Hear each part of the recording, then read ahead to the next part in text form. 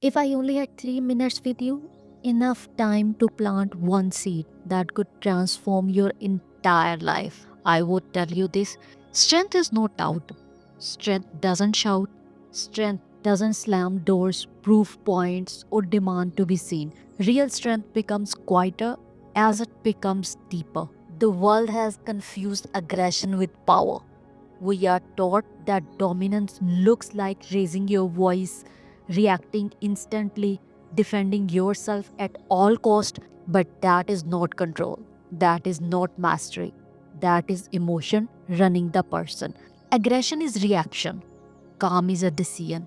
Anyone can react, anyone can explode, anyone can lose control when things don't go their way. But the person who can sit in discomfort, the person who can listen without interrupting, the person who can feel anger but choose restraint, that is the person who has power. But when you control your response, nothing outside you controls you. Loud energy seeks validation.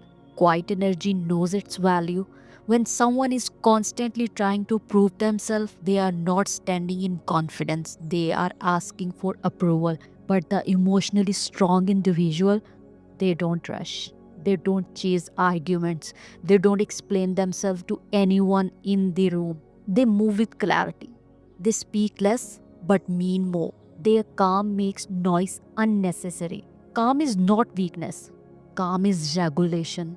Being calm doesn't mean you don't feel, it means you feel everything without being ruled by it. You still experience frustration, disappointment, pressure, anger, but instead of becoming those emotions, you observe them, you process them, you choose your behavior. That is emotional discipline.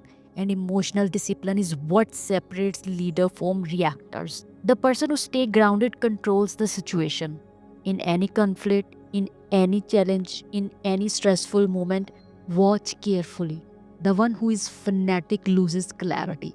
The one who is loud loses influence. The one who is reactive loses authority. But the one who remains composed, they become the center of gravity.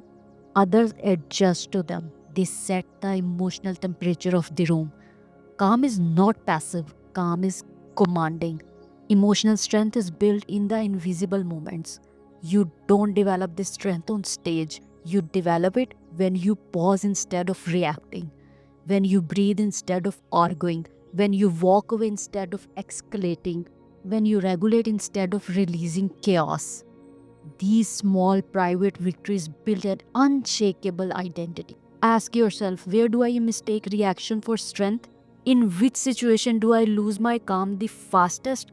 What would change if I responded instead of reacted? Who would I become if my emotions informed me but never controlled me? Remember, noise can demand attention, but calm earns respect, and the person who goes their inner world will never need to fight for position in the outer one. Thank you for being here.